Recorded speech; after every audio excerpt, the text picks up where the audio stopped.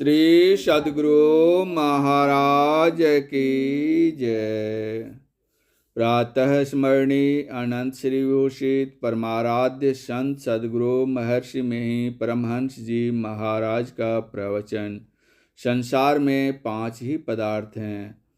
बंदो गुरु पद कंज, कृपा सिंधु नर रूप हरि, महामोह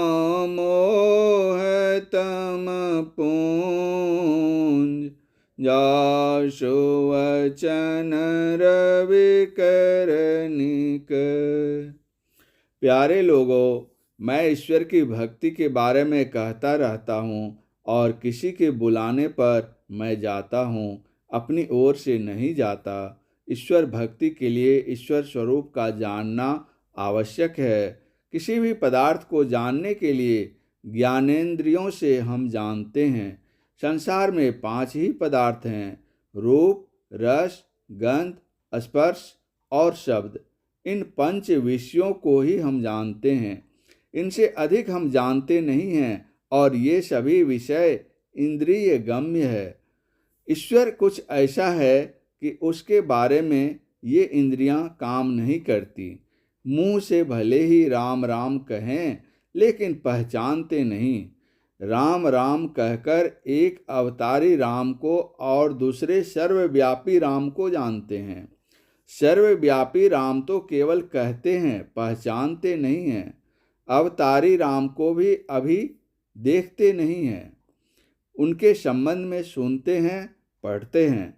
उस अध्ययन के आधार पर उनका रंग रूप बनाया जाता है। फिर भी सभी रूप एक प्रकार के नहीं, वे अवतारी राम ठीक ही हुए हैं। हम जो देखते हैं श्री राम का चित्र व प्रतिमा, उसमें सर्वव्यापी राम को नहीं पहचानते। चित्र व प्रतिमा इंद्रिय गम्य है। लक्ष्मण ने श्री राम से पूछा था कि माया क्या है। श्री राम ने ठोस रूप में कहा, गो गोचर जह लगी मन जाई, सो सब माया जानहु भाई। गोस्वामी तुलसीदास जी ने अवतारी राम का बहुत वर्णन किया है। साथ ही जब वे व्यापक राम के विषय में कहते हैं तो वे कहते हैं, राम स्वरूप तुम्हार, वचन अगोचर बुद्धि पर, अविगत अकथ अपार, नेति नेति नित निगम कहे। अर्थात आपका स्वरूप वचन से पड़े, इंद्रिय में आने योग्य नहीं, बुद्धि से ग्रहण होने योग्य नहीं, देखने में आने योग्य नहीं, सर्वव्यापी है और जिसकी सीमा को कोई देख नहीं पाता। आप स्वरूपतः अपार हैं। जग पेखन तुम देख निहारे, विधि हरि शंभु न चाव निहारे। तेऊ न जानहि मरम तुम्हारा, और तुम्हि को जान निहारा। सोई जानई जेहि देहु जनाए, जानत तुम्हि तुम्हि होई जाई। अर्थात संसार दृश्य तमाशा और आप उसको देखने वाले तथा ब्रह्मा विष्णु और महादेव को नचाने वाले हैं। वे त्रिदेव भी आपके भेद को नहीं जानते हैं। फिर दूसरा कौन जानने वाला है? आपको वही जानता है जिनको आप जना देते हैं। फिर आपको जानते ही वे आपसे निर्भेद हो जाते हैं। यह ऐसा ज्ञान है कि जो मान्य है, अमान्य नहीं।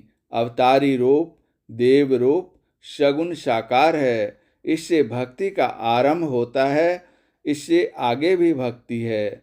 सगुण साकार की आराधना करने की युक्ति गुरु से मिलती है। इससे आगे इंद्रिय ज्ञान से परे की आराधना के लिए भी गुरु से ही भेद पाते हैं और आराधना करते हैं। सगुण और निर्गुण दोनों तरह की उपासना करनी चाहिए। सदाचार का पालन अवश्य होना चाहिए। दमशीलता चाहिए।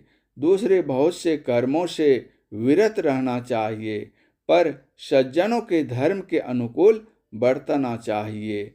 सदाचार का पालन करना चाहिए। छठ दम शील विरति बहु कर्मा, निरत निरंतर सज्जन धर्मा। रामचरितमानस। पुरुष लोग श्री राम की तरह एक पत्नी व्रत धारण करें और महिलाएं पातिव्रत धर्म का पालन करें। इस तरह के दोनों के मिलन से योग्य संतान होती है, संसार में सुख और शांति होती है। जब जब ऐसे लोग हुए, संसार में सुख शांति रही। सुख शांति संसार में पूर्ण रूप से नहीं मिल सकती, आंशिक सुख शांति मिलती है। इसकी भी प्राप्ति ठीक ठीक तभी हो सकती है जबकि दोनों पवित्र रहें। यह सदाचार पर निर्भर है।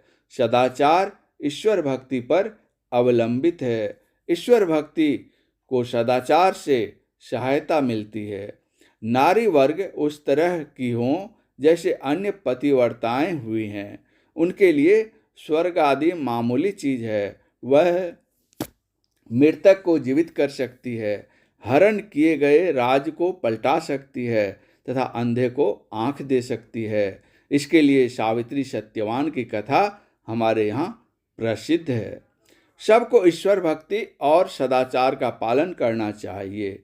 संसार से सभी चले जाएंगे, संसार की सभी चीज़ें छूट जाएंगी, लेकिन यह यश रहेगा कि फलानी बड़ी भक्तिन थी, पतिव्रता थी, शबरी बड़ी भक्तिन थी। श्री राम उनके यहाँ गए थे और भी बड़े बड़े विद्वान पंडित लोग उस जंगल में थे, लेकिन श्री राम पहले शबरी के यहाँ ही गए और श्री राम ने स्वयं कहा, सकल प्रकार भगति दृढ़ तोड़े। न तो श्री राम कुछ मांगने कहते हैं और न शबरी ही कुछ मांगती है, क्योंकि वहाँ कमी नहीं थी। और अंत में इसलिए शबरी की ऐसी गति हुई कि तजी योग पावक देह हरि पद लीन भये जह नहीं फिरे।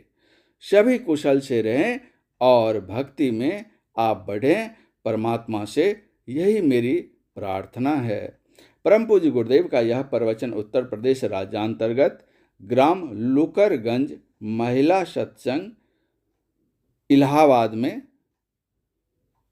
दिनांक 1/10/1962 ईस्वी को अपराह्नकालीन सत्संग में हुआ था।